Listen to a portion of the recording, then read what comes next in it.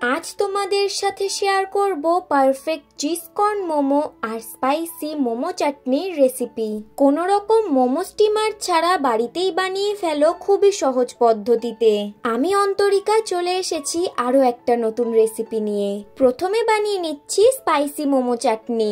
তার জন্য নিয়ে নিয়েছি দুটো টমেটো, হাফ করে দুদিক দিয়ে কেটে। এবার একটা পাত্রে জল দিয়ে তাতে দুটো টমেটো, কয়েকটা গোটা শুকনো লঙ্কা আর কয়েক কোয়া রসুন দিয়ে 4 থেকে 5 মিনিটের জন্য সিদ্ধ করে নেব। সিদ্ধ হয়ে গেলে টমেটোটা তুলে চোকলা ছাড়িয়ে নেব। চোকলা ছাড়ানো হয়ে গেলে একটা মিক্সার জারে টমেটো, শুকনো লঙ্কা আর রসুনটা দিয়ে একসাথে পেস্ট করে নেব। এবার একটা পাত্রে সাদা তেল দিয়ে তাতে টমেটোর পেস্টটা দেওয়ার পর মিক্সার জার ধোয়া জল দিয়ে দিয়েছি। ভালো করে মিক্স করে দিয়ে দিয়েছি স্বাদ মতো নুন। ভালো করে ফুটিয়ে এরকম থিকনেসে চলে আসলেই চাটনিটাকে নামিয়ে দিতে হবে। এবার বানিয়ে নেব চিজ কর্ন মোমো। তার জন্য এই সুইট কর্নটা নিয়ে নিয়েছি। এবার এই কর্নের খোসাগুলো ছাড়িয়ে নেব।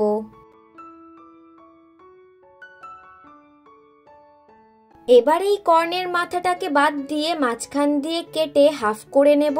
এরপর একটা বাটিতে জল আর সামান্য পরিমাণ নুন নিয়ে সুইট কর্নটা হাফ সিদ্ধ করে তুলে নেব।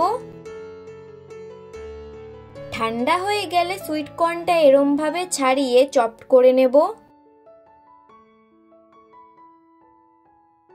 এবার মোমোর স্টাফিং এর জন্য নিয়ে নিয়েছি সুইট কর্ন, চপ করে রাখা পেঁয়াজ, আদা, রসুন, পার্সলে, 2 কাপ চিজ আর দিয়ে দেব পরিমাণ মতো নুন, চিলি ফ্লেক্স, অরিগানো, যার জন্য টেস্টটা খুবই ভালো হবে।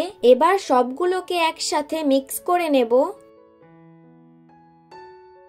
মিক্স করা হয়ে গেলে এবার মোমোর জন্য 2 কাপ ময়দা, পরিমাণ মতো নুন, 2 চামচ সাদা তেল দিয়ে এই উপকরণটাকে মিশিয়ে নেব। তারপর জল দিয়ে ভালো করে মেখে নেব।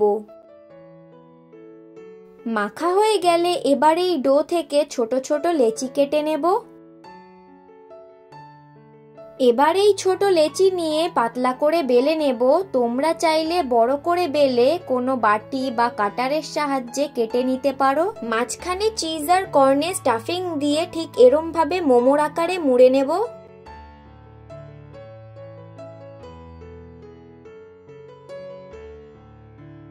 তো এইভাবে সব মোমোগুলো মোড়া হয়ে গেলে এবার এইগুলোকে স্টিম করে নেব। মোমোগুলোকে স্টিম করার জন্য কোনো স্টিমার লাগবে না। এরকম ঝাঁঝরি কম বেশি সবার বাড়িতেই থাকে।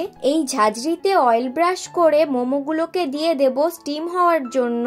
20 মিনিটের মতো স্টিম করে নিলেই রেডি হয়ে যাবে চিজ কর্ন মোমো। তো আজকের এই স্পাইসি মোমো চাটনি আর চিজ কর্ন মোমোর রেসিপিটা কেমন লাগলো অবশ্যই কমেন্টে জানিও। আর রেসিপিটা ভালো লাগলে লাইক আর চ্যানেলটা সাবস্ক্রাইব করে দিও।